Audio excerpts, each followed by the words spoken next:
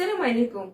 الزلزال من بين الكوارث الطبيعيه اللي كتوقع بسبب تحرر الطاقه اللي كاينه في الصخور ديال القشره الارضيه، وهذا التحرر كيوصلنا على شكل هزات ارضيه اللي كتوصل لجميع مناطق العالم. غير هو التاثير ديالها كيكون زايد باش ما قربتي للبؤره ديال الزلزال، وكيكون خفيف باش ما بعتي عليه. وسنويا كيوقع اكثر من 12000 زلزال عبر العالم، والمغرب من بين الدول اكثر عرضه ليه، وكيشمل المدن الساحليه وحتى المدن الداخليه.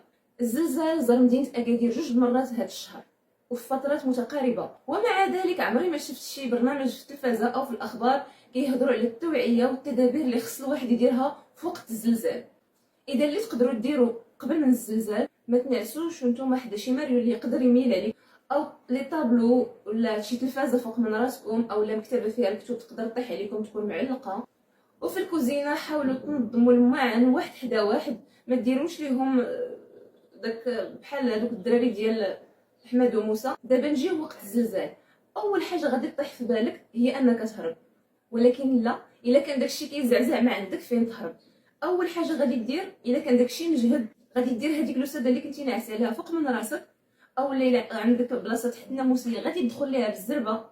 الا كان الزلزال خفيف غادي تقدر تنوض جنب الحيط، تبقى غادي غير جنب الحيط، تمشي فين كاينه البودره، لان يقدر يطيح الحيط ولكن البودره كتبقى شاده، ما دوزش من الوسط تقدر طيح عليك تريه او تقدر يطيح عليك القبص. بعد من الشرجم لا يطرطق عليك الدجاج، ما تجلسش في البالكون يقدر ينزل بيك. الا كان عندك شي بيرو او عندك شي طبله في الصاله تقدر تعول عليها، دخل تحت منها، وضروري انك تشد راسك. الا كاين كيفاش تنزل الضوء نزلو، لانه غادي تقطع اولا غيبقى يمشي ويجي، من الاحسن انك تقطعو. الا كنتي في الكوزينه غادي تطفي البوطيله كانت شاعله، وغادي تمشي للقرعه حتى هي تسدها، لان تقدر تطيح شي حاجه فوق التيو ديال الغاز وينتشر لك الغاز في الدار. الا كان عندك شي حيوان وسد عليه في القفز، غادي تحليه وتجي انت وياه تحت الطبله. هادشي الا قدرتي كان في المستطاع ديالك انك تحليه، حيت انت مسؤول عليه، ولكن ما تنساش ان حياتك اهم من حياته. يعني ما تغامرش براسك باش تعتقو هو. يعني ده اللي مهم. الاول ملي توقف الحركه ديال الارض، يعني ما يبقاش الزلزال، ديك الساعه ممكن لك تخرج وتمشي لشي بلاصه خاويه ما فيهاش العمارات يقدروا يطيحوا عليك، او شي شجره او شي بوطو. المهم ما تحاولش تهرب حتى يوقف الزلزال تماما، لانه بزاف ديال الناس كيجيبوها في راسهم وقت اللي كيهربوا كيريبوا بهم الدروج اولا كينزل عليهم شي حد وهما هربانين. الا كنتو غادي تنزلوا ما تستعملوش لاسانسور، نزلوا في الدروج.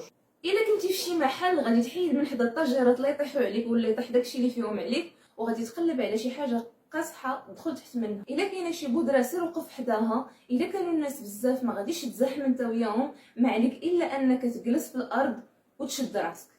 الا تقطع الضوء، غالبا ما كيتقطع، ما تشعلوش الشمع، استعملوا اي بيل عندكم في الدار. التليفون ديالكم ما تستعملوه الا للضروره، خصو يبقى مشارجي اكثر وقت ممكن. الا كنتي من ذوي الاحتياجات الخاصه، غادي تشد الفران ديال الكرسي المتحرك ديالك باش ما يمشيش بك، وكذلك غادي تغطي راسك باي حاجه لقيتيها حداك. الا ما لقيتي حتى شي حاجه غادي ديري يديك ودرعانك بحال كما كاين في الصوره.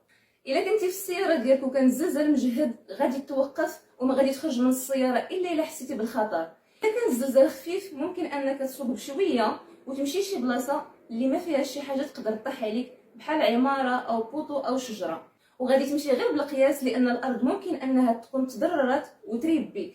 ولادكم الصغار في الدار وعيوهم وديروا معاهم براتيك ووريوهم شنو خصو يدار. يقدر ما يبقاش الوقت باش تلحقوهم في المدرسه، وصيوهم باش دغيا يتخباو تحت الطبله وما يخافوش حتى يجيو يعاونوهم.